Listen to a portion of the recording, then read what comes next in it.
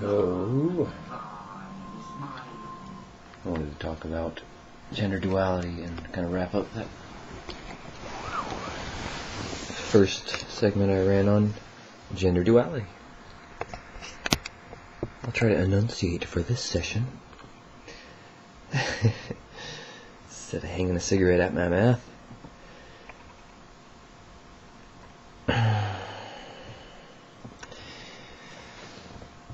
Alright, so whenever we're ignorant, whenever we have a blind spot, we have to move out from our cores, our centers, source, the unknown, into distinction to explore what it is that we're ignorant about. And while we do that, we explore, well, great continuums, great tunnels between concepts that are related to our core sense of self to either a greater or lesser degree. And within the mind of every individual are reality tunnels connecting even core concepts and etc. But it's gender duality. So I'm skating the continuum of gender duality, right? Trying on all possible situations that can exist between the masculine and the feminine within myself, relating to my own feminine and simultaneously to other feminine presences. And sort of determined as on like one end of this continuum. There's actually probably like two continuums, a masculine continuum and a feminine continuum, and then a continuum that transcends the masculine and the feminine, that's more like gender based with the feminine on one pole and the masculine on the other pole.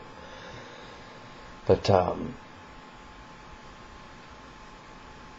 guess there's even a continuum that transcends those, and that's the one at which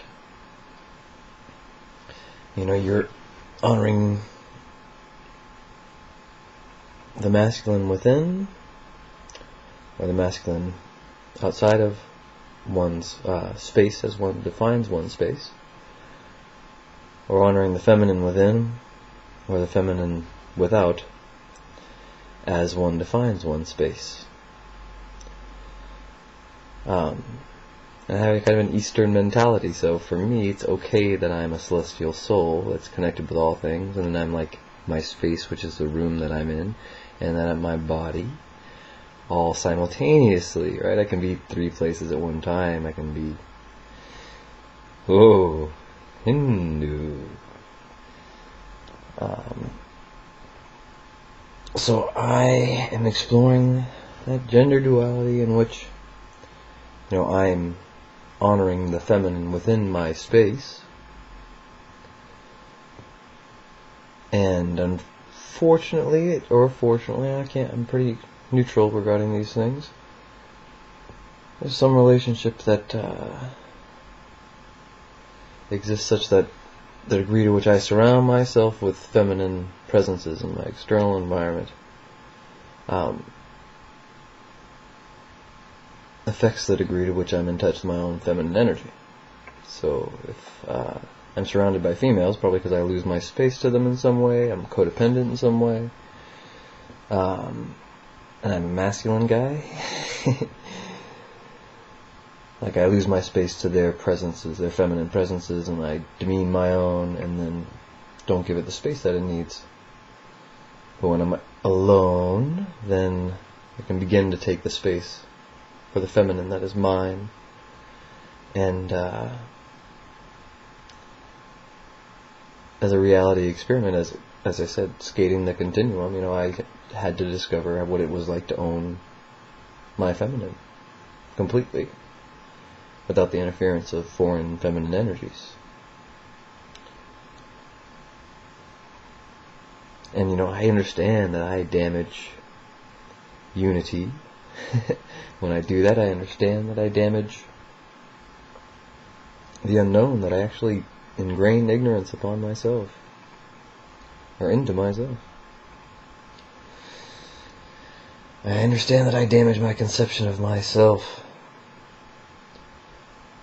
because I'm damaging other foreign feminine energies that want to be in my space, but for which and for whom it is an inappropriate time.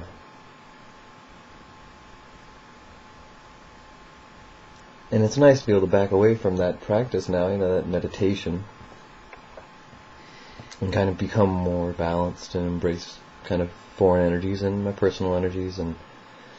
But yeah, it was a good time, and I'm glad to be less ignorant of gender relations and back in balance. It was kind of a painful exploration in ignorance, but perhaps now that you don't have to go through the same painful exploration of ignorance that I went through, or perhaps yours will be a little less painful. And that's what I want. That's what I want, woman. Bye for now.